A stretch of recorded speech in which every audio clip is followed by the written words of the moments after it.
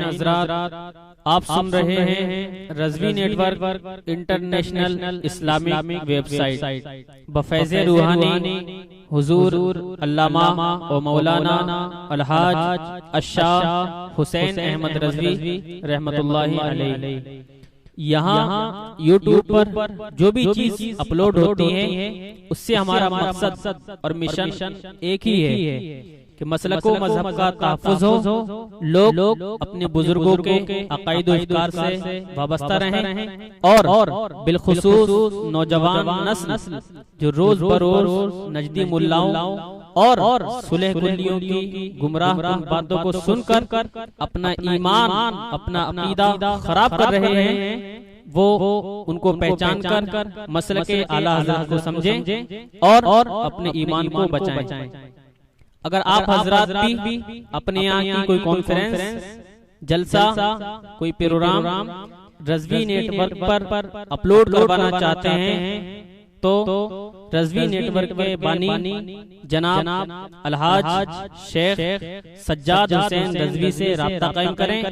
WhatsApp number 7887574416। तबाह होती है, ज़िना फैलता है बदनिगाही से, ज़िना फैलता है बेपर्दगी से। तो इस्लाम कहता है जब लड़की बालिग होने लगे उसे मोटा लिबास पहनाओ, ढीला ढाला लिबास पहनाओ ताकि उनकी शर्म की चीजें ना छुपे। इस्लाम फहाशी को पर पाबंदी लगाते हुए देवर को मौत करार दिया, अपनी चचेरी बहन चचेरे भाइयों के दरमियान पर्दा लाजिम करार दिया। अगर उसके बावजूद ज़िना सादिर हो जाए, इस्लाम कहता है अगर कोई कुंवारा है उसे 100 कोड़े मारे जाए, कोई शादीशुदा है उसे बीच चौराहे पे खड़ा करके इतना पत्थर मारा जाए कि वो संगसार हो जाए। इस्लाम ने सजाए मौत दी ताकि ज़िना का मनहूस कीड़ा समाज को कोकला न करे। और एक मुस्लिम कोतवाल इस्लाम की इतनी सारी तालीमात को नजरअंदाज करके एक ब्राह्मण की बेटी पे इन निगाहें बद डाल रहा है। औरंगजेब चला दिल्ली से, उस जमाने में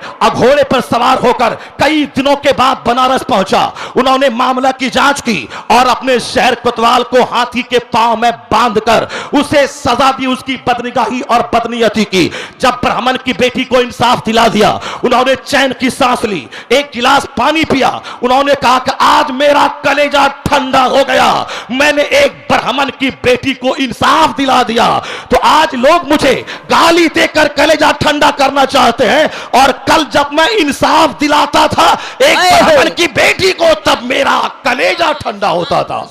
इसे मुसलमानों की तरफ से, अपनी तरफ से किसी आतंकवाद का आगाज न हो, आतंकवादी गतिविधि का आगाज न हो, मुसलमानों की तरफ से कोई जुल्म न हो, वक्ती तौर पर मुश्तइल होकर हालात को खराब न किए जाए। सब्र करना हमारा काम है, इस्तेहकाम और इस्तिकामत से काम लेना हमारा काम है। मेरे पैगंबर आज़म की पीठ पर ऊंट की उजरी डालने वाला, सरकारे दो जहां के गले में चादर डाल के खींचने वाला, आकाए दो जहां को 3 साल तक अबू तालिब की घाटी में कैद करने वाला निगाहों के सामने है। सरकारे दो जहां मक्का वालों के टॉर्चर से तंग आकर मदीना को इस्लाम की तबलीग का मरकज बनाया। 7 साल के बाद 12,000 का लश्कर जर्रार लेकर जब मक्का को फतह करने आए, सामने वो शख्स था जिसने गले में चादर डाल के खींचा था, सामने वो शख्स है जिसने पीठ पर ऊंट की उजरी डाली थी, सामने वो शख्स है जिसने मुस्तफा की राहों में कांटे बिछाए थे, सामने वो शख्स है जिसने 3 साल तक अबू तालिब की घाटी में